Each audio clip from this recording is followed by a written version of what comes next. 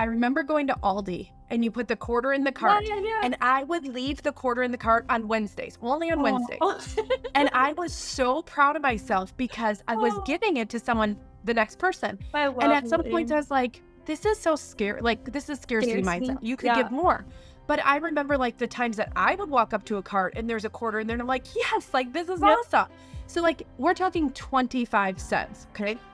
So I did that for a while. And then one day I was like, you know what? I'm going to leave $5 somewhere. So I just took $5 and I like stuffed it in like a diaper box. And I was like, oh, it felt good. I like that. Because like the whole thing is you're not doing it for attention or recognition. You're just sneaking it in.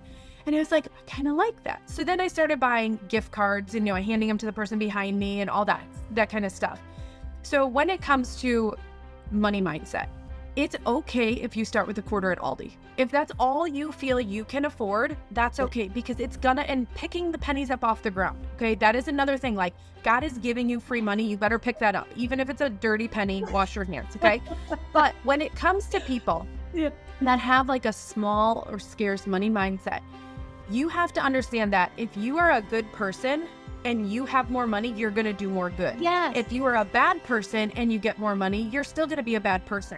So over the course of all these years of working on my money mindset, first of all, totally want to thank you from the bottom of our heart for joining in to the On Target for Success podcast. And one way that you're really helping us is not only by watching, but if you could do us the favor so that we can reach more women and help more women, if you could please subscribe, like, share. Those things are huge in terms of YouTube. And that is the thing that's going to help us reach more women worldwide. So let me thank you. I know you're a busy woman, but by taking time to just hit that little like button and subscribe, you are doing your part in serving women globally. And I can't thank you enough.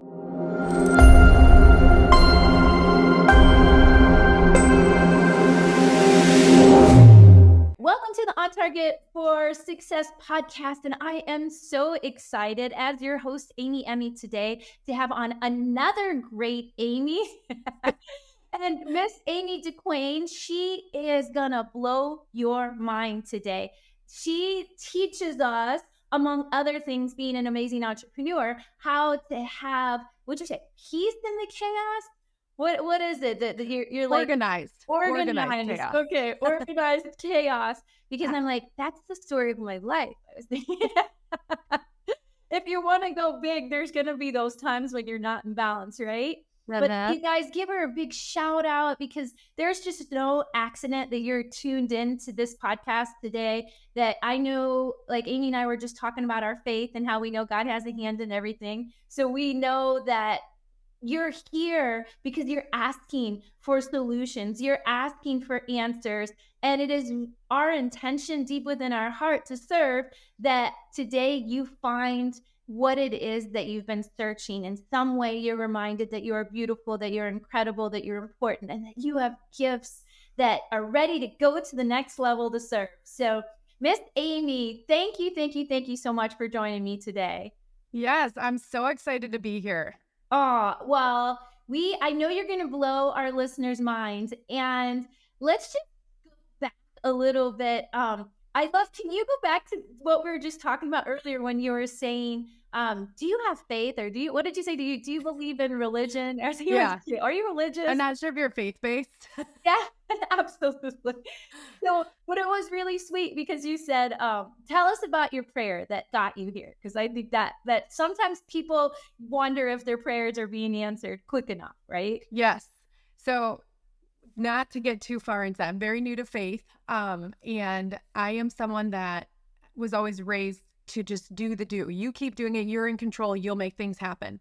And with faith, I'm like, okay, like, let's test this out, God. We're going to see if this thing works.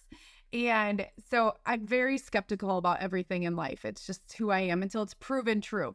So I've just been praying, and I just asked God to like put the people in my life that I'm meant to impact, open the doors that I'm meant to walk through. Wow. But then a good friend of mine, Ray Higdon, he said, you need to be obedient. And I was like, okay. He's like, if he gives you something, you have to react to it. And I was like, all right. So now I said, please open the doors that I'm meant to walk through, and I will walk through them. And so I had asked that, and I don't know what doors are opening. It's not like you over here. Yeah. And it was a podcast. Someone came and said like, hey, would you be on my podcast? I was like, sure. Okay. And then another one, like a couple days later, like, hey, do you want to be on my podcast? I was like, all right, sure. Thank you, God. Like, I see what you're doing here. Yeah. And then one of our friends connected me. It was like, you have to meet Amy. You have to do her podcast. And I was like, okay, I see it, God. Thank you. Thank you.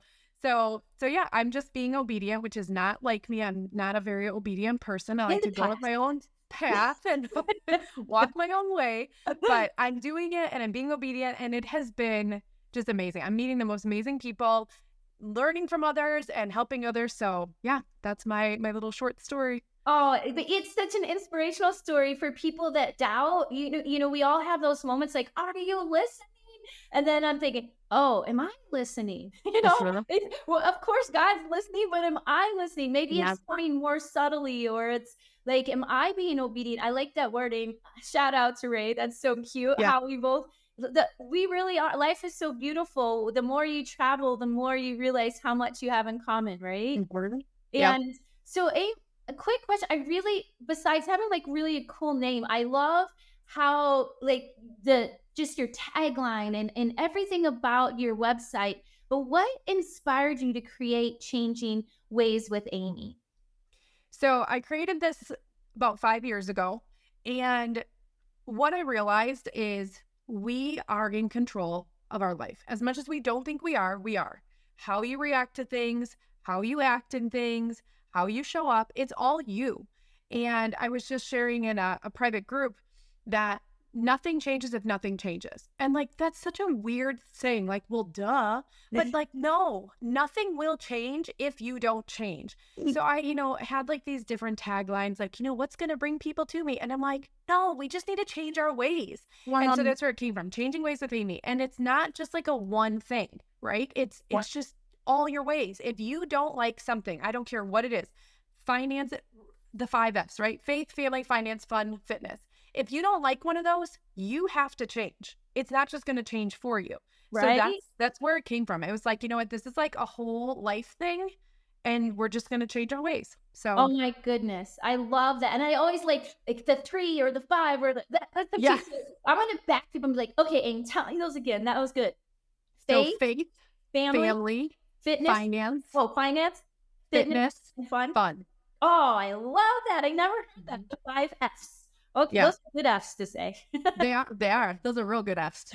So on your personal journey, take us back to like, because you were saying earlier, this is who I am. I'm Miss Independent.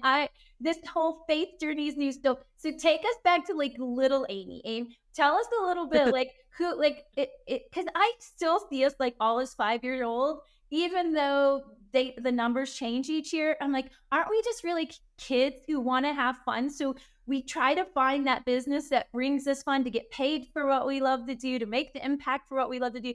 But going back to Amy, what were some of the things that you say created you? Like, how many brothers and sisters did you have? Yeah. What was your life like growing up? I love this. And so I was raised with 2 sisters and a brother. So I was 5 years older than my sister, 6 years older than my other sister, 7 years older than my brother. So there was a big gap. Yeah. So I was the oldest child. And by the time these little ones came around, I was somewhat independent. And I don't know if you ever pay attention to birth order. I am a huge believer in birth order. Those second children, they're cuckoo.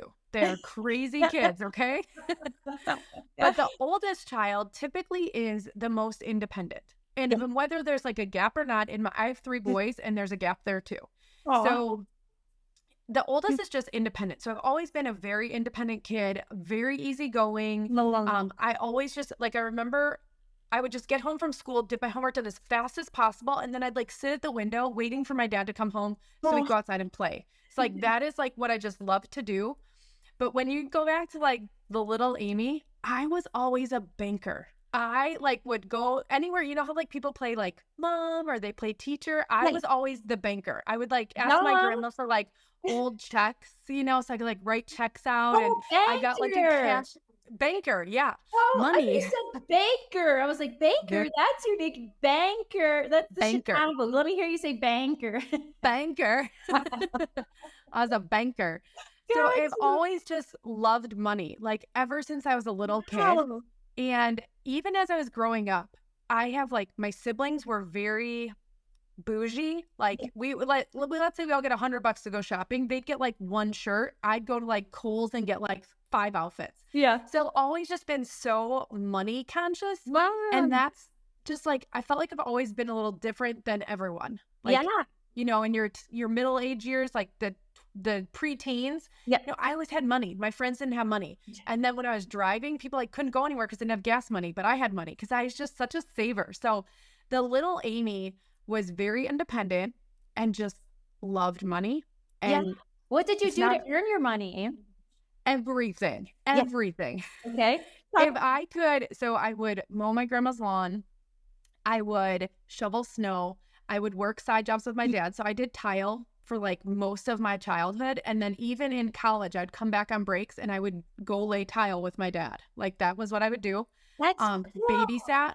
Like I was babysitting full time over the summer, making, you know, hardly any money, but money for me. Yeah. I worked at a pool and like, I mean, everything. And the funny thing is, I don't think I've ever been asked that question. And if you ask me where I am today, I still love money. Okay. I am extremely independent and I have found a way to monetize everything I love. Everything.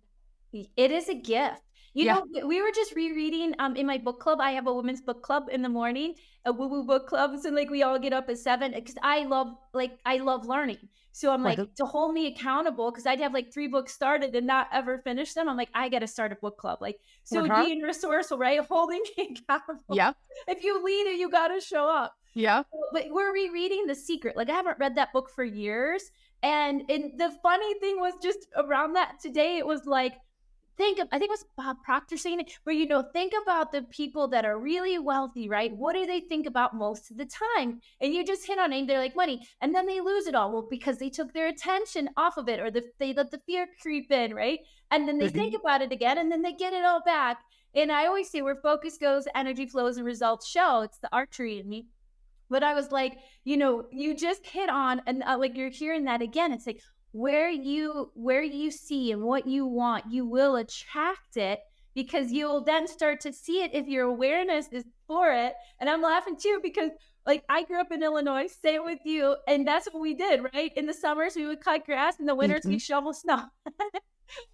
You know what I love about what you just said is this is my first step into mindset was Earl Nightingale, The Secret. It's on YouTube. It's like 26 minutes and I listen to it every day.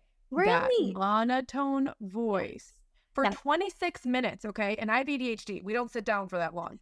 But what I loved the most was he said, and to the person who builds the gas station on the corner, if that's what he wants and that's what he gets, then he is successful. Yes. And that was like such a pivotal moment, because I was like, it doesn't matter where you are, what your goals are, it's what you want. If I want to have a gas station on a corner and I have a gas station on a corner, success. Yes. If I want to be a full-time stay-at-home mom, not earn a penny, that's what I want, success. And I like, I've never read that book, but I listened to it in 3 different times for 30 days in a row. And it is the most boring thing, but it is so powerful. It is. It programs your mind. It's like I go good in, good out, right? It's putting that good into your subconscious to where that's all you see.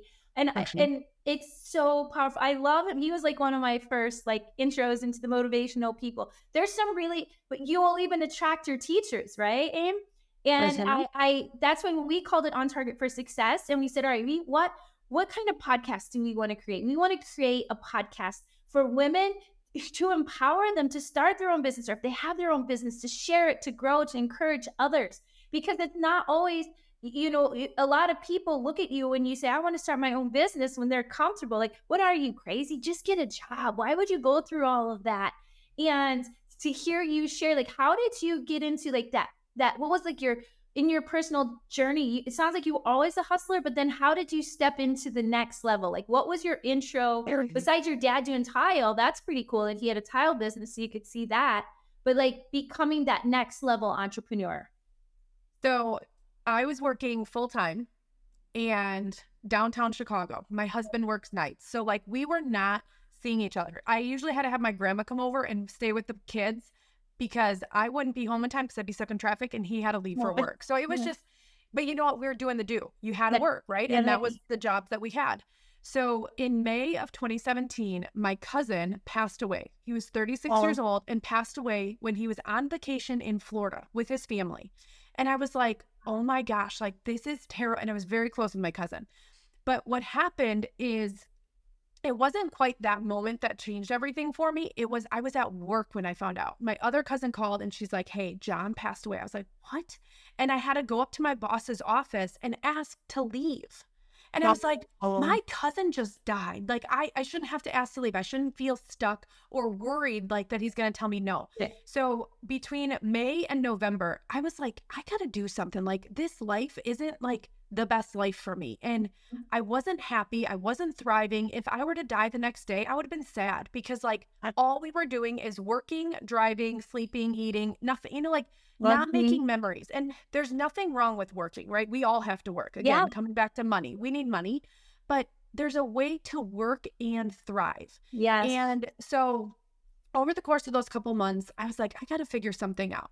So I'm very impulsive, but any decision I make, I will give it 110% and I'll figure it out. Again, the independence. Yes. So in November of 2017, I was sitting at the table. My husband and I make big decisions at our kitchen table, drinking beers. It's just what we do. Like if we have a kitchen table talk, we're making some big decisions. And I was sitting across from him and I was like, you know, I think I'm going to start my own accounting company. And he's like, oh, okay. And he's like, how are you going to do it? I was like, I don't know. I'm going to Google it. Everything is Googleable. That's literally like another slogan of mine. So I started an accounting company. So now I'm working 70 to 80 hour weeks. My husband's working nights, 3 boys at home. And, you know, things are working out. And I'm going to leave my full-time job as an accountant and do my own company. And then later that month, someone sent me product samples. And I was like, what the heck is this stuff? Like, I wasn't a thing. I've never really heard of direct sales or MLMs or network marketing. I didn't even know anything about it. And she's like, just try the products. And then she said, you could earn money. And I was like, in. So I tried the products and I remember telling my husband, like, I don't know what this is, but we're doing it. So that same month, November 2017, I started my first network marketing company. It is my first and only still. Okay. Yeah. So now 70 to 80 hour weeks with my accounting full-time job, my accounting company, and now I have this network marketing company. So I was working my network marketing business from 1 a.m. to like 3 or 4 a.m. every day. I was not sleeping. But here's the thing. I was so excited because it was all passions and there was a goal. Yeah. I knew, do this, leave that, have more freedom. So the thing that changed my life was my cousin passing away and me not accepting to be sad and mourn. It opened my eyes to like, life is short. Yes. And if we have not had those eyes opened, how many times over the last, mine was almost 7 years. I mean, we've gone through disasters, huge things in our country. Life is so short and you just never know. Like if you are not happy, and this comes back to like the whole thing, if you're not happy with your life, change. Yes. Change. You're not a tree. Move. If you don't like this job, figure something out. If you're not happy in a relationship or situation, move. And so that is what just like completely changed my mind. And I always go back to that when I feel like I'm getting kind of sedentary. I'm like, you don't know what's going to happen tomorrow. Yeah. Get going. So Move. that's your true north. That's it. It's just saying life is short. Life is short. And I like that's your barometer. Am I happy? What's my happy? Is this pressure making me happy? Right. Yeah. Oh, I'm with you. And I like how there's so many elements I want to break down there because you said so many good things.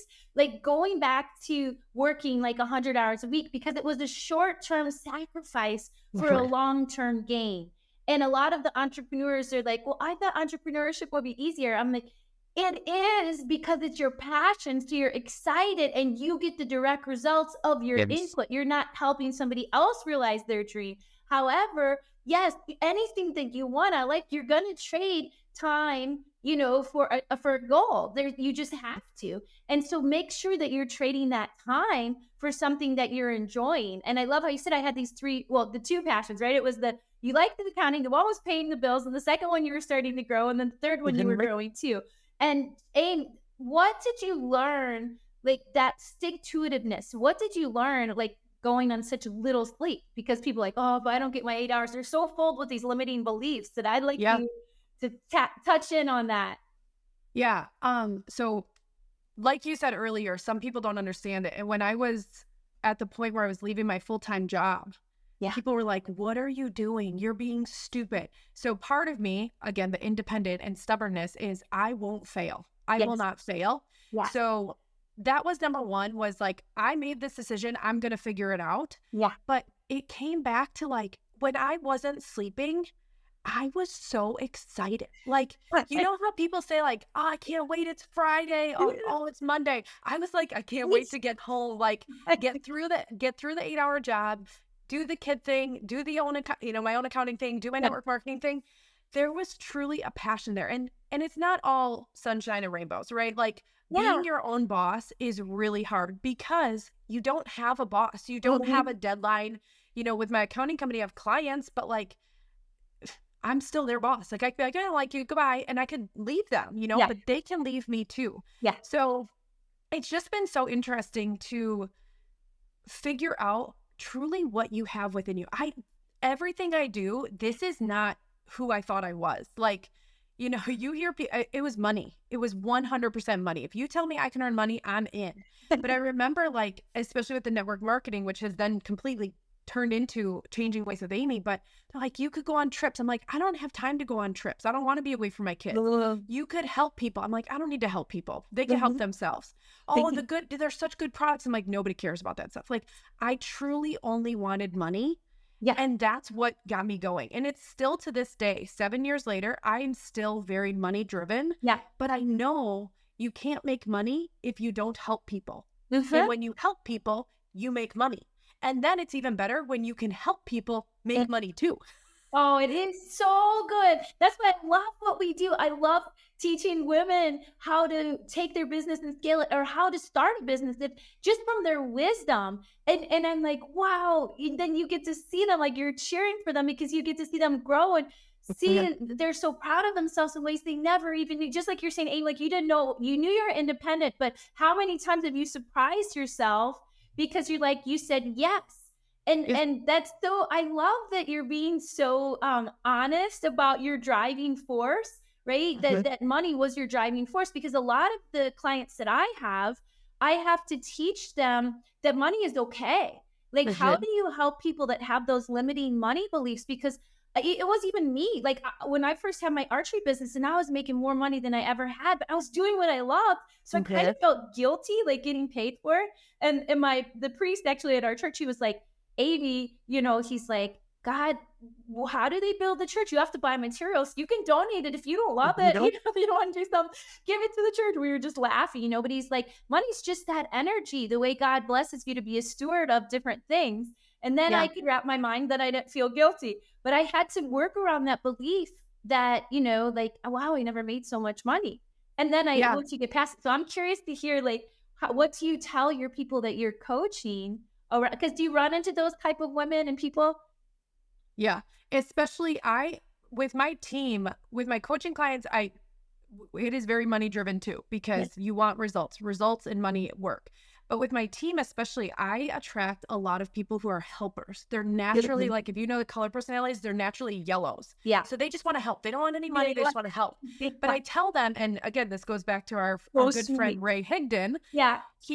When I first started with him, coaching with him, just as like a client of his, he would do Wealth Wednesdays. And I was like, are you serious? Like, because I wasn't Scrooge, but it was my money. I worked hard for that money. Yeah. I would still give it to people who needed it, my family, that kind of stuff. But other than that, that was my money. I'm not going to give it away. And he would talk about Wealth Wednesdays. And I was like, he says you have to do it. And again, I'm pretty obedient when it comes to, like, if I hire you and you tell me to do something, I'm going to do it. Yeah. So I was like, okay, so you just like give money to someone. That's weird. And at that point, I did not have money. At least that's what I told myself. I didn't have money. So I remember going to Aldi, and you put the quarter in the cart, and I would leave the quarter in the cart on Wednesdays, only on Wednesdays. And I was so proud of myself because I was giving it to someone, the next person. And at some point I was like, this is so scary. Like, this is scarcity mindset. You could give more. But I remember like the times that I would walk up to a cart and there's a quarter and then I'm like, yes, like this is Yep. awesome. So like we're talking 25 cents. Okay. So I did that for a while. And then one day I was like, you know what? I'm going to leave $5 somewhere. So I just took $5 and I like stuffed it in like a diaper box. And I was like, it felt good. I like that. Because like the whole thing is you're not doing it for attention or Yeah. recognition. You're just Yeah. sneaking it in. And I was like, I kind of like that. So then I started buying gift cards and, handing them to the person behind me and all that kind of stuff. So when it comes to money mindset, it's okay if you start with a quarter at Aldi. If that's all you feel you can afford, that's okay, because it's and picking the pennies up off the ground. Okay. That is another thing. Like God is giving you free money. You better pick that up. Even if it's a dirty penny, wash your hands. Okay. But when it comes to people that have like a small or scarce money mindset, you have to understand that if you are a good person and you have more money, you're going to do more good. Yes. If you are a bad person and you get more money, you're still going to be a bad person. So over the course of all these years of working on my money mindset, and again, I don't do this to brag because it's not a bragging thing, but like the hurricanes that just happened, I'm not anywhere near them. Okay. My husband and I traveled to North Carolina. That's a whole different story for a different day, but we were literally right where all of this happened. Like we walked on these streets and all that stuff. And I've never been, and I feel so rude and ignorant that I've never connected with a hurricane before because I just didn't know. I didn't, like, you see the aftermath, but I don't know what that street is. Like you were just saying, I've never been where you live. So if your whole town is knocked out, that's so sad, but like, it doesn't hit you the same way. Yeah. But when we saw this North Carolina, I was like, we have pictures right there and it's gone. Yeah. So yeah. Our money mindset, and this comes back to even tithing and that was another like huge thing for me I'm like, we're just going to give money to the church. Yeah. And like, that's a lot, but we were able to give a lot of money from afar to do good in North Carolina. And that came from, like I said, this came from the same person who was giving 25 cents only on Wednesdays. Like your money mindset, it will grow. And what you said earlier, like what'd you say? Where you focus? This is the archer in me. Where focus goes, energy flows and results show. Yes. Okay. So my quarter, and I can't guarantee any results, but my quarter in the cart at Aldi has progressed over the years to where I was able to send money and not even think about it. It was like, please take it all, take all the money. So you have to understand that I'm a good person. So when people who are the yellow personality, who just want to help and don't want money, you initially are going to hear me say money and be like, gosh, she's greedy. I'm greedy because I want to give to so many people. Yeah. It's a good thing, but you can't get to that point until you have the mindset that money is good. For Amen. good people. Amen. For good people. Money's just an exchanger of a way to help. In my opinion, like that's always like, because in it just like the more you give, the more that comes. Like in my experience, it's so like the more you hold onto it in fear, the more it's like, well, what should we be afraid of? It's kind of like a dog that bites, right? Your dog is like confidence. If you're calm and you're cool, right? Your dog's cool. But if you scare your dogs, like, what are you scared of? And then they'll bite more, right? Like, so I always felt like money was kind of like that. Like if you're just show with it, and you surrender, it always comes back tenfold. The first time that I remember someone wrote me a check for a nonprofit that I had. And on the bottom in the little memo, this is going back, right? Because we were writing checks. She wrote BAM. And I was like, what's BAM?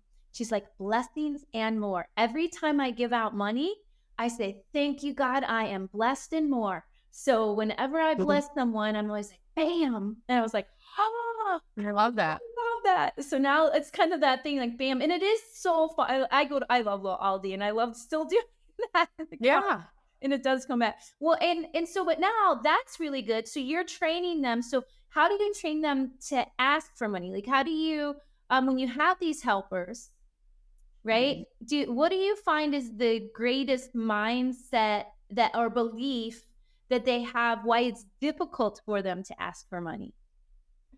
It's the mindset of being greedy. It really is. Okay. I really think it's greedy. Okay. I also think if you came from a family that didn't have money, you don't think you deserve money. If you came from a family that had a lot of money, but maybe one of your parents wasn't good at managing it, you also don't want a lot of money. So it comes down to your childhood. Uh-huh. Like, again, I've always wanted to be the banker. It's just who I wanted to be Yeah. because I loved money, but I knew that money wasn't just to sit in my bank account. My money works for me, whether it's being given to someone or it's growing in an account or whatever. But I came from a family that we were raised where the more you work, the more you earn. So that was my mindset for a really long time. Yeah. Even coming into, 100-hour weeks, that's not something that's sustainable. It works short term, but it's not sustainable. But that's what I thought. I thought I had to work really, really hard to earn all the money. But when you find a passion, first of all, it doesn't seem like work. But when you can find something that pays you residually, or when it's just, it's simple, right? And there's different ways. So I think it always comes back to money. When I ask people, how much money do you want to make? What's your goal, financial goal? And it's like $15. I'm like, $15 for what? Like McDonald's? Yeah. Like, no, sister. Like, we're talking, how much money do you want to make? And then I have to ask that, they'll be like, maybe 200. I'm like, tell me about your family. What was your family? Just like you said, what was little 5-year-old Amy like? Yeah. What was your family like? And immediately it's like, oh, we were middle class, or my dad was always going work. I'm like, there we go. They're ready. You can tell their money mindset very quickly. Yes, 5 minutes. It comes from your childhood. Yes, the first couple questions. And it's so cute that you said that, because my dad would always be like, go ask Amy. She always has money. I didn't even think about money. I just I liked keeping busy. So I babysit, waitress, all those little things. Yeah. And I just bought my own stuff. I didn't like having to depend on somebody. If I wanted something, I wanted to be able to get it. So that was kind of my little thing. I wanted to buy my horse. I wanted to do those things. And so, it's interesting, isn't it? Like, we're truly blessed, but working with our clients as well, to get them to see that they're so valuable, because I think money is that translation of value sometimes. They don't think it's really something, the habit to break, right?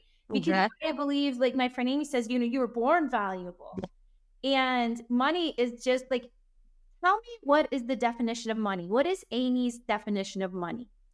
Ooh.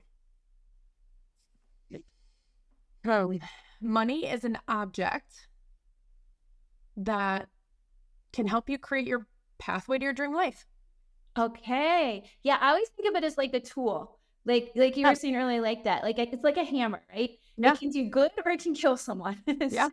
Money, for me, it's like this effective tool that I can use to serve. And so, but it's interesting because I wonder, like, why we were, and I was like, I kind of sometimes go off of the deep end, and I'm like, because I had like a hypnosis practice, and people would be like, can you do a regression? And it's interesting to see like how the traits go throughout life, how they do really play. Like, our little kids are like born with this kind of personality that you can already see who are the drivers. So it really makes you wonder, like, where does that come from? So who's been like, even the money thing, this is interesting, but who's been your like greatest source of strength in this independence? Because it's not always easy to be a strong, independent woman. That's not typical of women, right? Like, we're finding it more and more, but to empower women and transform from being strong and independent, doing your own thing, to now like leading a team and coaching, like, who's been your source of strength and in that, or, where did that come from? Yeah. So this is a really good question. And the answer is not probably going to be what you think it should be, or what it is for a lot of people. New to faith. So God was not my strength. He was not my first person. It's me, because, and not, this isn't like what's that word? Narcissist, a point of view. Yeah, exactly. Yes. I do not have support from my family. Like, my outside family was not supportive of my decisions to go do this thing and start my business and do this, network marketing thing. It's weird. Right. And then you know, and I was in a construction accounting was my job. So it was all men. Yeah. We left that. My own accounting company, it's just me. And then I have my network marketing business, and now my coaching business. If you're in network marketing, you have an upline, and your upline has, and this is another thing I tell my people too, your upline has no job to you. They did not sign a dotted line that they're going to manage you or hold your hand or do any of this. All they said was, I'm going to offer you this opportunity. You do whatever you want from there. So it is not their job to hold your hand, to guide you, to help you. If you have an upline that does that, that's amazing. Yeah. I didn't have that. So I've been on my own in that too. So my husband is extremely supportive. So I will say my husband has been like the most supportive. I bounce ideas off of him all the time, but he doesn't know anything I do because this isn't his industry. Yeah. So for me, it has literally been Google and myself. If not this, whatever this is, whether it's my accounting company, my coaching business, my network marketing, if not this, then what? And I know if I don't do this, I'm going to have to find a way to make an income, probably at a job with a boss outside my house, not with my kids. How would I do all that? So it comes from within that when I have a question, I don't have anyone to turn to. I figure it out. And if you have someone, this is where having a coach is huge. Priceless. Because then you just ask them, like, hey, Amy, I'm really confused. I tried this for 3 weeks. It's not working. What do I do? You'll tell me what to do. Or I'll tell someone what to do. But when you don't have a coach, it's like, hey, Amy, what's going on? Oh, well, what are we doing over here? Like, you're talking to yourself because you don't have anyone to talk to. Right. So when it comes to all these things, and even, I've got teammates, I've got friends on the side, I've got other coaches that I can talk to, but it's not their job to guide me or help me or lead me. It's my job to keep figuring it out. And guess what? Things change. And situations change. And the industry changes. Changing ways of Amy. You can't just stay in this one lane. You have to be willing to move. And if you are not willing to move, which means you're learning new things and getting uncomfortable, like all of this is uncomfortable. If you cannot be uncomfortable or at least get out of your comfort zone, good luck in life, because staying in that comfort zone is great. And some people are meant to be there, and that's fine as long as you're okay being there. But if you trust yourself just a little bit, like, hey, we're going to do this, and we're just going to, even if you just like leave the quarter in the cart, right? We're just going to tiptoe over there, just see how it feels. Nothing's going to happen. You're going to be okay, and you can see how it feels. But that, really, like, conceited, that was the word. I'm not trying to be conceited, but like, that's what I've just had to do, because I go all different ways. And like, to find someone that I could be like, hey, I'm going to do this. Oh, wait, hey, I want to make money doing this. Oh, hey, I want to, I have people that I like follow in each of my like streams of income to like watch and like what they're doing. Let's see if I could do it that way. Or, mentor, like a little mentor. Like, so you have a role model. Yes. But they don't even know about me sometimes. It's just me following them. Well, that's so great. And like, even coming back to what you were saying, like having a coach, what type of, because you've been in accounting, I love that. And I there, when I was learning business in Germany, and he was like, you have to know the numbers. If you don't know the numbers, you don't know the business, right?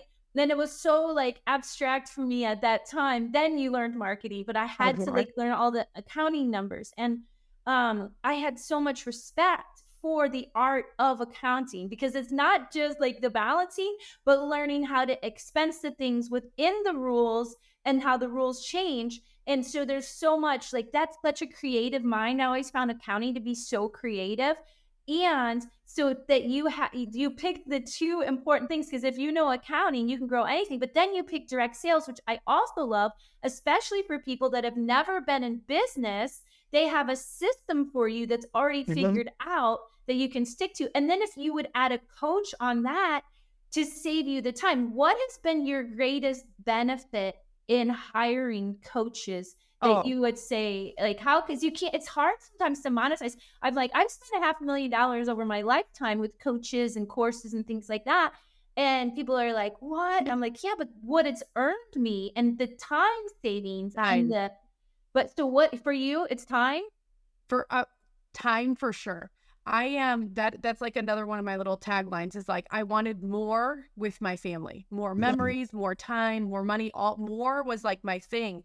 But it was time, because I didn't, we do have systems, but again, things are always changing. So what works for me might not work for you, but I was just throwing wet noodles at the wall, like seeing what would stick. Yeah. And I'm like, oh, and again, I am not like the average person. I will just keep going. I will not quit. I'm going to keep going. I'm going to that goal. And again, that's like that work. The more you work, the more you get paid kind of mindset that I Yeah. had. And so when I finally hired a coach, and I remember it was so expensive. I was The, like, the, absolutely not. We just had a foster daughter come into our life when I was like just getting ready to start doing it. And they told me the price. And I was like, oh my gosh, no way. I was like, listen, I'll do it one day, but she was a newborn. We just took in a newborn. I'm like oh, the wow. day of my call. Yeah. And I was like, we'll come soon. And then when I finally did it, here's the thing though, you have to be coachable. It is not the coach's fault if you don't have success, Well, if you are not doing the work. And that is like, I'm a very blunt person. It makes me so crazy when you have people come in, clients, teammates, even just people in social media, they're like, oh, I love that. I can never do it. I'm like, yeah, you can. You have to do it though. Like yeah. you have to get ready to change your ways. Oh, right. And so I did it, and I had so much time. So Wow. much time. I Ryan. now have duplicatable systems that they Yes. work without me Yeah. because I'm not throwing spaghetti at the wall. The coach said, this is where you want to be. Here's where you are. Here are the steps to get you there. And she cut out so much time. And I was like, oh. And then the more time you have, the less frustration you have. The less frustration and more time, more family time. Yeah. And I felt like an amazing mom. I had that thing called balance that everyone wants. And, balance comes and goes because life is always happening and things happen. And, it's not always like this. Sometimes mom life takes over, sometimes business life takes over, but having a coach keeps you straight. Yeah. And you have a plan with anything. Well, it doesn't matter what you hire a coach for. I was just telling someone today, I think you should have a fitness coach, the 5 F's, right? Yeah. Fitness coach, life coach, finance coach, business coach, all the things. You should have that because that's a balanced life. When everything is working, then you're happy. And when you're happy, you're living. Yes. And you're not frustrated. So hiring a coach it's an investment that you're never going to understand the payoff until you do it. Even if dollar for dollar you don't make any money on that coach, depending on what it is, your time and your mental state is priceless. It's literally that like blah, blah, blah, blah, blah, priceless. That's what it is. It is priceless. And then when you stick with it and you start compounding different coaches that you have or different things you're taking in, everything just poof. And like money just comes and life just comes and you're just like, what is this? Thank you. And it just, and it's like, I'm still earning money off of my first coach years ago. Love it. Because it's things that I learned from them that I keep doing that pay me. So you might not see the payoff today from hiring a coach or, a year later when you're done with your coach, but that coach will pay you for years. You just don't see it yet. I love that. Well, this is really good. So that was a big pivotal moment, right, in your life that you would say transformed your perspective and like personal growth. But what about on the other side? Because now as the coach, like what would you say your mission and purpose is now that you're changing ways, like in your coaching practice? How are you focused on like guiding others through these transitions? Can you like share a powerful story of transformation that maybe stayed with you that would there's so many. And I just right now I'm doing a small mini workshop on cash for Christmas. Okay, so I want to help. My passion, my mission is to help every one of my members have the cash that they're expecting to spend for Christmas. I love that. We're only 2 weeks in. And I love coaching business people. Business people have a very similar mind that I have, but my heart is to help moms, realize that they're more than just a mom. Yeah. And we all lose ourselves. So in this workshop, the average that people are expecting to spend is $1,000. And this new mom, I just met her, never actually met her in person, met her on Facebook. She joined my thing. In our first week, we talked about meal planning, meal prepping, grocery shopping tips. And she wrote out her meal plan. And then she said, I had so much freedom at night because we weren't wondering what we were making. Oh, I played with my kids. Oh, and I was like it's something that is so routine to me. I have been meal planning for almost 8 years. Literally, that's how we survive as a busy family. Yeah. It's just second nature to me. But to know that I could help one person just in 1 week, tips right there. It's the little thing that you don't have to start a business to make money. You can save money by meal planning. Everyone can do that. So while I want everyone to become millionaires by helping them with whatever it is they decide, if they want to start a business or whatever, but it's helping the everyday average person because, right, that organized chaos, every mom feels that way at some point. Every mom steps back from who they were meant to be because they're a mom at some point. Yeah. And I want to let other women know, and moms, and it's not just moms, but women in general, that you can be or better than the people you work with. I came from construction. That is men. And I did not care who you were. I was going to be better than you. Yeah. Because I can be. But women don't have that. And women weren't raised with this mindset. I wasn't raised with this mindset. My mom stayed home. My dad worked. But I just have the brain that's like, nope, I'm going to work. Like in my house, I don't bake. My husband bakes. I don't clean. My husband cleans. I do like the outside work. You know, like we don't have those roles in this house. It's team. And but I want women to know that you can do these things, but you have to trust yourself. You might not believe in yourself, but you have to trust that you will be okay. So like that's the most recent story where I was like, oh, you changed. She did it. And now like she will hopefully forever meal plan. That's going to save her money. That's going to save her time. That's going to keep them healthy. That's going to give her more memories with her kids. Like in 1 week, like essentially one live video changed her life. Oh, I love that. I know. I love that. So how often or like, how often are you coaching? Like, is it a group coaching thing? Is it individual coaching? Because we're going to put it on here so people can find you. But like, if they want, just this is in the middle, but I was just thinking this cash for Christmas, is it just from your team in your company? Nope. Okay, good. Nope. I just wanted to be clear on that because I didn't catch that. Yeah, so this is ADHD. I have a lot of really great ideas and I just roll with them. So there is no plan right now. This is the first time I was like, you know what, I should just do this. So it's completely a free workshop. But if you hear about this too late, I'm planning to do them every quarter because what you learn, everyone could use $1,000 in 3 months, right? That sounds pretty good. Absolutely. So it could be cash for Christmas. It could be cash for spring break. It could be cash for summer. It could be cash for fall. That's literally what it's going to be after school every quarter.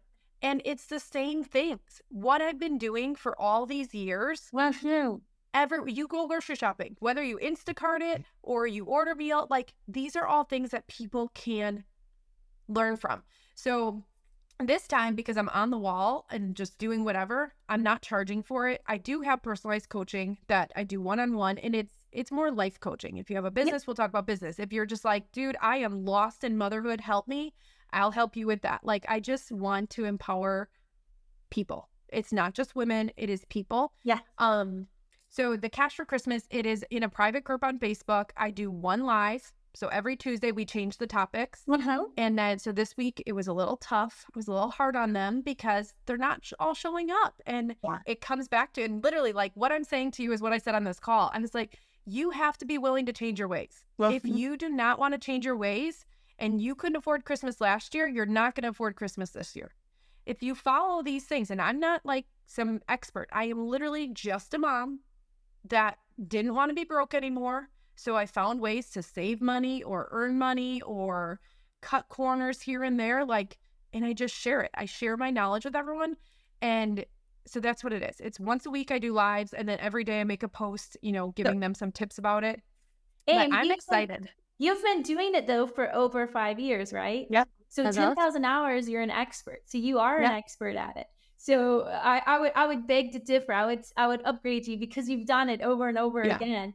And coming back, that's the challenging thing with coaching, is it? Because we work with so many coaches and we help them scale their business. And it's sometimes like you believe in them more than they believe in themselves. And you have to really do your own mindset. Like as the coach, how do you let that go where you know you can't rescue them. That's the, like, I hate, like, I know what I can do. Like, I coach gold medalists. Like, we've coached at the highest level in archery for the Olympics, right? You're working with the top athletes in the world in their sport. And they like you were saying before, they're coachable, but then you have those ones that really have it, but they quit on themselves. And that, for me, I have to, that's my hardest thing, letting go. The same with the women in business that we're coaching. We're like, no, if you just hang on, girl, you're almost there. Like even podcasts, they say most people don't even make it to 10 podcasts, right? Before they give up. And so how do you just speak right now to the coaches out there so you can help them with their mental, I guess, stick-to-itiveness, like, because it's hard, right? When they don't take action and do the things that will help them. Yeah, that is 100% the hardest as a coach, as a leader in a team, is when you see their potential and you pour into them, you give them the path, you tell them what to do, and they don't see their potential. Wow. What really helped me, because I did this and I really learned the hard way, was I missed out on my goals because I was pouring into their goals. And as a coach, that was as more of a leader. As a coach, if you are mentally straining yourself, trying to think, how could I say it differently for them? How can I show them differently? When that happens, you have to step back, create a boundary. Yeah. And be like, okay, they don't want it right now. And I always say, depending on the situation, I'll be like, let's say you're my client. I'll be like, okay, Amy, like, I've given you a lot of options. It doesn't seem like you want help from me. So how can I help you build your business, build your thing, get you to your goals? What does that look like? Great. And usually they do this, like, and they realize, like, oh, it's me doing it. But like, you can't want it more for them than they want it for themselves. And I'll say, like, I will give you all the belief you need. I will give you until you believe in yourself, but you have to do the do. Yeah. And when they're not doing it, it is heartbreaking. And now that in faith-based, things are a little different, but I used to have to write a letter and I would never send it, but I would write a letter to that client, to that teammate, to that person, and say, Amy, I am so grateful that you trusted me to be your leader, to be your coach, to be your whatever. I have given you all these options. We've tried everything, and I'm not saying I'm the best, but I have a variety of options, and it doesn't seem like you want them right now. I will be here for you whenever you are ready, but I cannot hold your results over me. And then I just sincerely, Amy, and then I would tear it up or crumble it up or whatever, but I had to release it because I still could not believe in them. I told them I'd give them the belief. So I still want them to know that I believe in them. It's just not their time right now. Yeah. And some people will come back and be like, I'm so sorry. It was me. I was difficult. Thank you for believing in me. And I always keep a relationship. Yeah. That's the biggest thing too. Unless there is like a hard boundary where you cannot, I always maintain a relationship because we don't know what's going on in their life. So your archer that isn't 100% but could be 150, you don't know what's going on behind closed doors. And that's not our job. I am someone who doesn't show, I don't air my dirty laundry. You don't know what's going on behind my doors. So maybe I'm going through something that I can't put 150% to this, even though I thought I could. Yeah. So I just you have to love them where they are. But you, as a coach, you have to do whatever steps, 3 steps before you're like, okay, I did my 3 strikes. I'm going to ask them what I can do to support them. But you have to move on because you're going to internalize that and start questioning, like, what's wrong with me? Why aren't they getting results? Like, what am I doing wrong? And I'm like, have you done anything wrong? Have you done all these things?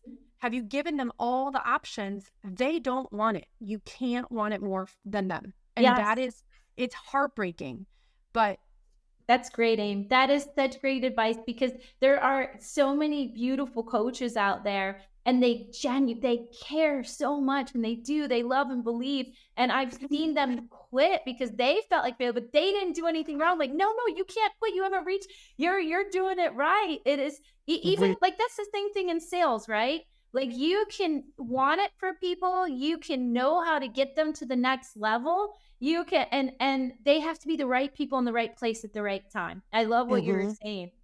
And I really, really like your philosophies, like do the do. That's so cute. But it's Yeah. like, but have your balance, right? And your boundaries. So let's come back now, because as a businesswoman and a healer, talk a little bit more about like what would you say? What are your healing, your most rewarding energy around healing? Talk a little bit about that. You have to be, and I still work through this a lot, because you can't do things for others unless you do them for yourself. Yeah. Like, we really are. Yeah. You have to do it so that you can share it with others. And when you need to get through things that maybe at like your big toe, you don't even know that's holding you back, you have to be willing to open up. And it's not just opening up to someone. You have to be opening up to yourself, because whoa.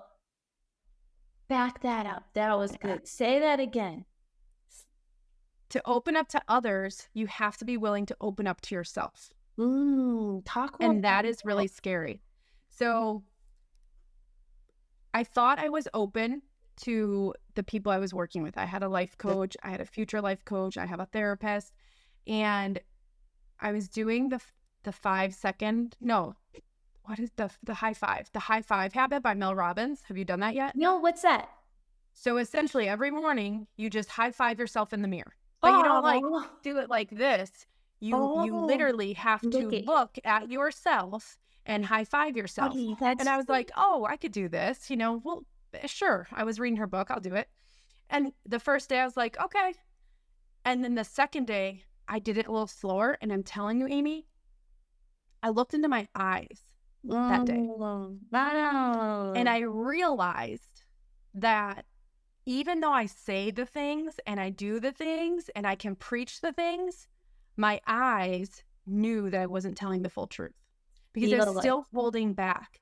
I wasn't healing myself. So if you have never heard it, it's the high five habit. That's what it is. Mel Robbins, the high five habit. And there's more that goes into like the sciencey side of it. Not a science person. Go read her book. She explains more about it. But it really, I realized that I didn't look myself in the eyes, and I started crying. And I'm not a crier. That's not like a thing. So I was standing in my bedroom crying, and I was like, beautiful, what's wrong with you? And I was like, no, keep going. Like, there's nothing wrong. I was finally seeing myself for who I am and who I was. And when it comes to healing, like I said, you have to be willing to heal yourself before you can go and be healed by someone else. If you're going to be like, oh yeah, I had like a great childhood, but your childhood was terrible, nobody can help you. You have to be open, but that comes with trust. And I'm the oldest child. I'm very independent. Trust is really hard. That's why my faith journey has been slower, because I don't trust. I need proof that it's going to work. So if you feel, everyone knows deep down you have something you're holding on to that you haven't told, or maybe you've told one person 90% of the story, but there's a part that you don't know, or maybe there's a story that you don't even realize you're holding on to, but it's in there. And there's not like, whoop, healed, or like, I'm just going to open up. It really takes time. But I think if you can sit down and reflect with yourself, this is where like daily gratitude, things you're proud of. I always ask every client, every coaching client I have, every teammate, what are we celebrating today? And that was something that I was like, this is so stupid. Why are we doing this? But I realized, like, when do you ever get to celebrate? Like, when do you brag? When do you just get on the phone and be like, oh my gosh, I have to brag about all these things. I did this, I earned this, you don't do it, but you actually did it when we first got on the call today. You're like, something happened today and I'm so excited. And some people would be like, oh, like she just bragged to me. That is so exciting. Elisa and I do it all like this even right before the podcast, we were like, so I couldn't reach her. And I'm like, I just need, we just got to win. I just want to jump up and down with you. And so she's like, okay. And then cause she has 5 kids, my business partner, she homeschools 5 kids. So she's really like, fulfilled like what you were talking about. But Aim, I want to go back. This is really, but we were jumping up and down. We're like, because we have to celebrate. I agree with you 100%. Because we just can do it all over ourselves. Yes. But coming back to because that moment is so profound. I love where you were sharing. You were just standing there when you were crying. Like, what did you finally feel for the first time? Were you just feeling? I mean, I could tell you exactly how I felt because I felt like a liar. Like, I Mm. was looking into my eyes, and it's so weird because, like, now I'm trying to look in my eyes. I was looking into my eyes, and I felt like I was letting myself down, that I was lying to myself for all these years because I wasn't. Something was being held back, and I still didn't know what it was, but there was something in there that was making me so sad. Oh. And like I had a mask on, right? Like I have this mask on, like again, I'm independent, I'm the oldest, I'm strong, I can do all this. Like you have this like armor on, and to take it off is scary. And I felt in that moment in my bedroom, just high-fiving a gosh darn mirror that says you are beautiful on it. Like, Yeah, yeah. but I felt like all my armor came off and I was truly just Mm. me. Beautiful. And nobody saw, it was literally just Yeah. me and my eyeballs in the mirror. But we need to get to that point where, and you don't have to do it with a lot of people. My person that I am, and I love my husband, we talk about everything, but my therapist Good. is, and I don't know her, I didn't know her, will never be, I'll forever be with her. She can't leave me. But like, she's someone that she listens to me. She doesn't judge me. I feel like I could say whatever. Yeah. And she's not like, you're crazy. She's just like, okay, all right, let's talk about that. Like, and I truly feel like I have the unicorn of all therapists, so you can't have her because she's all mine. Well, But if you can find someone there. Yes. that has, and you have to find, this is a coach typically, a coach can do this, where you listen. Mm-hmm. You listen, you don't judge, you don't tell them they're wrong, because in the end, especially in business, it doesn't matter if you have a brick and mortar, a digital business, or whatever, what the secret, right? It's what they want to do. So they're not wrong. There is no wrong answer. If you want to throw spaghetti at the wall a million times, you keep throwing that spaghetti. Right. For success. It's your Exactly. So I think, you have to be ready to do it. It takes time. How do you know you're ready? I'm just thinking because I've been through so many personal, and in fact, it was really cute when you were saying about the mask to 2 weekends, 3 weekends ago now. I went to this really great seminar with one of our clients, friends, Yvette and Dave Uola, and they do Warriors and Queens. Like they're an amazing couple that do right couples coaching and even individuals. I was an individual going, and they talked. We did the whole breaking down the mask thing, and like even when you've done a ton of personal development and you've been dedicated in that world, like wow, I still have another layer. I didn't even realize I had that layer. So that exercise is so powerful. And what I know there's no accidents, like you even being on here as a guest, reminding me of things.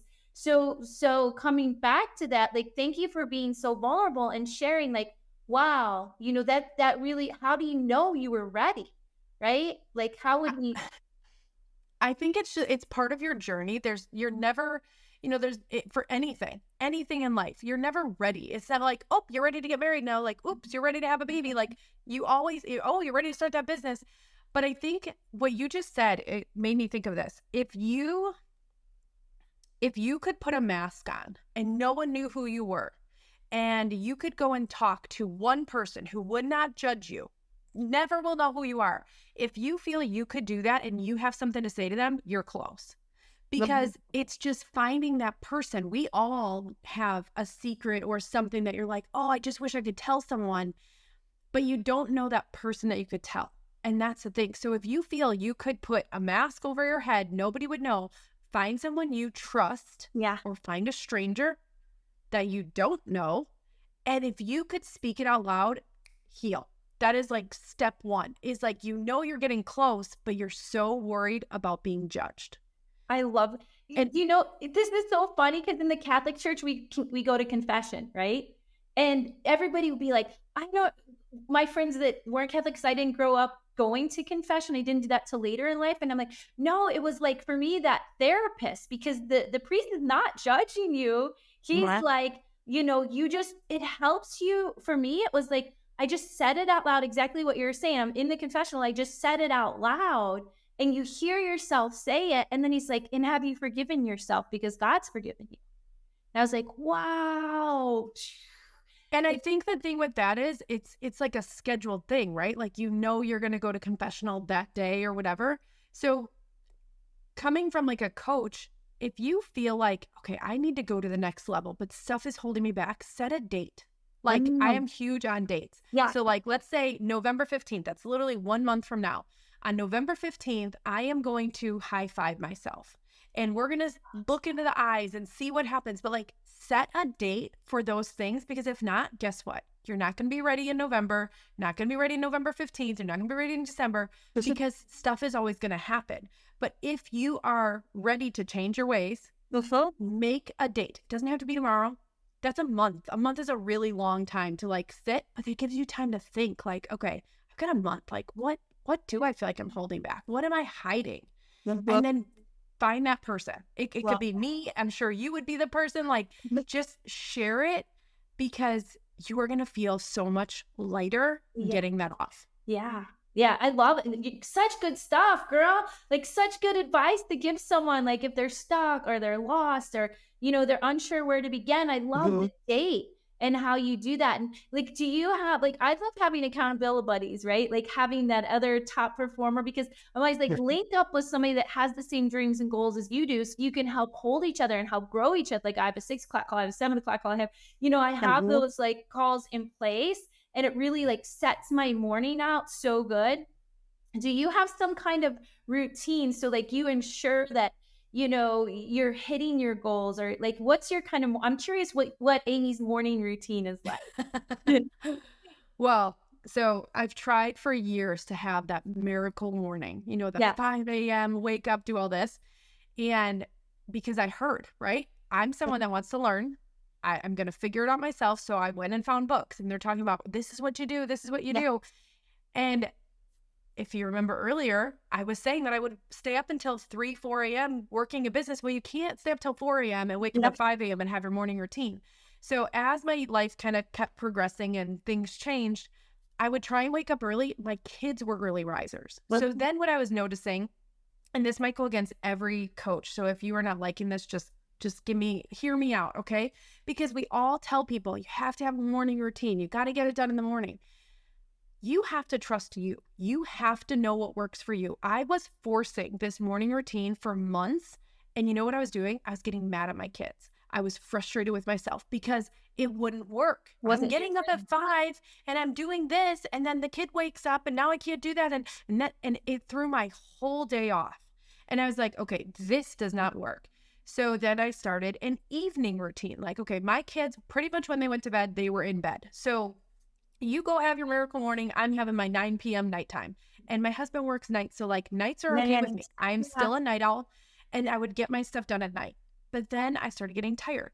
So this comes to trust. If you want something, you need to trust yourself, and you need to be disciplined. So my morning routine now starts at 8 a.m. My kids go to school, they get on the bus, the other one walks to school, and that's when I start my morning. I do my reading, I reward myself. I'm like a little kid, right? Go back to that 5-year-old Amy. I'm like a little kid, and I have to reward myself for every task. Okay. The reason I do this is I have ADHD.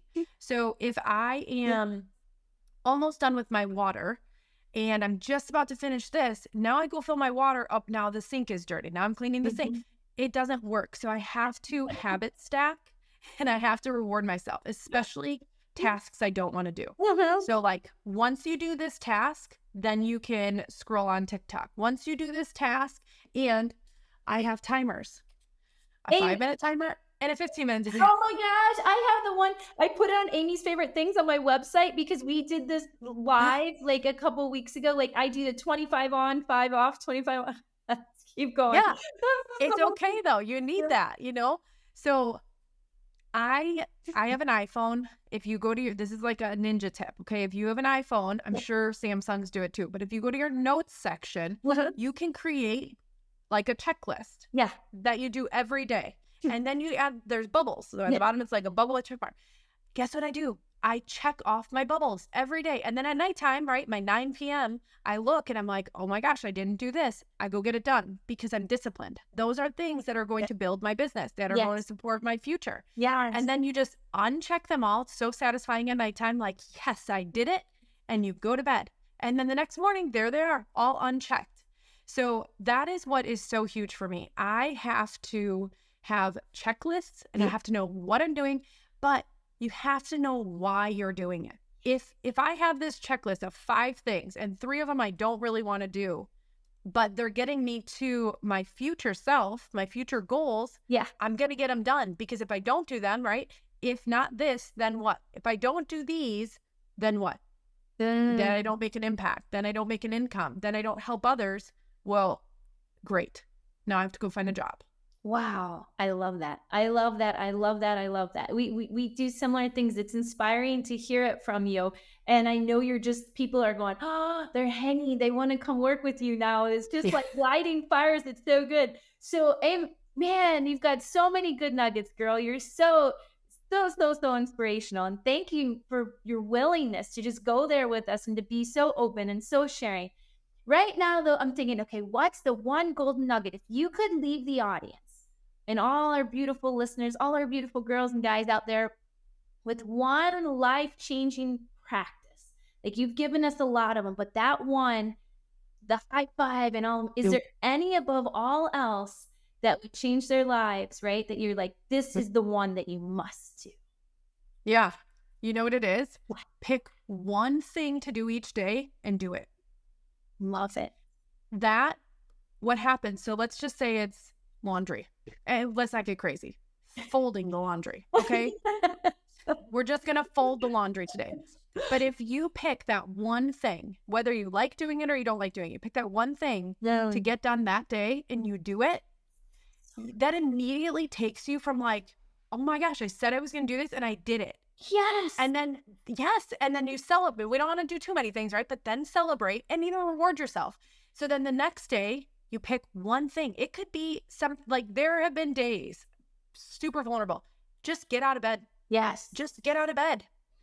And when you get out of bed, here's what's going to happen. You're going to get out of bed. You're like, I did it. Yeah. You're not going to climb back in bed and go to sleep.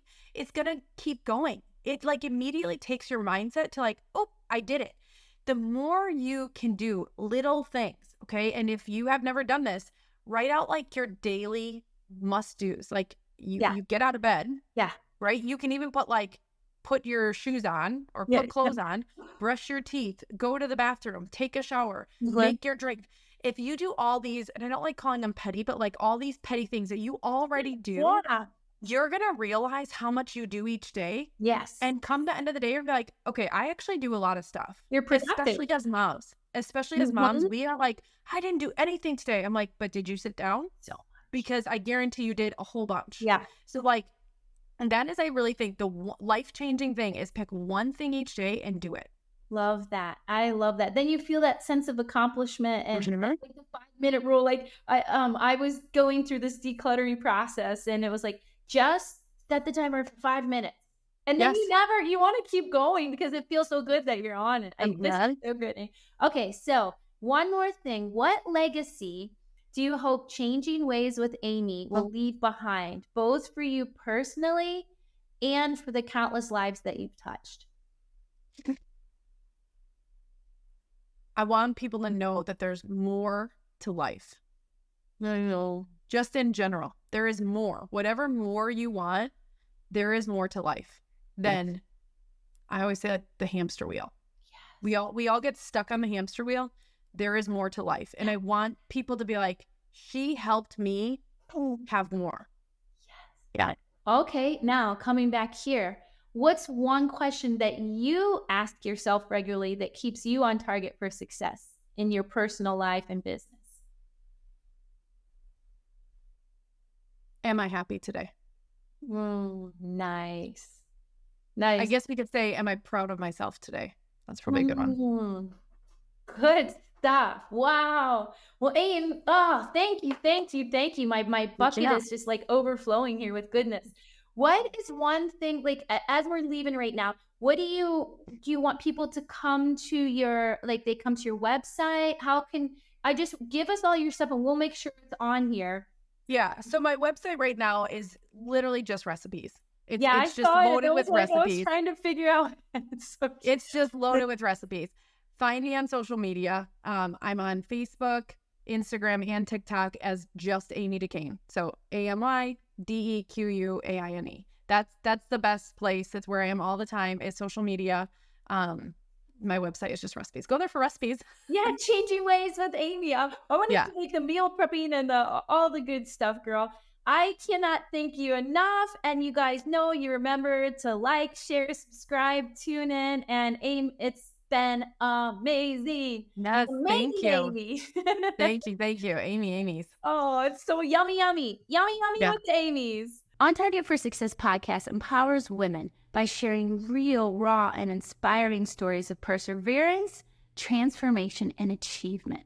Our mission is to highlight the journeys of successful women from all walks of life, showcasing their challenges, their victories, and to help our listeners like you unlock their potential. We believe that every single woman has a unique story worth sharing. And through this platform, we aim to uplift, educate, and inspire women worldwide to know that it is your birthright to reach your highest potential. And we so believe in you, and we love you, and we thank you for tuning in. But just know that you can do what every single woman on this show is doing as well.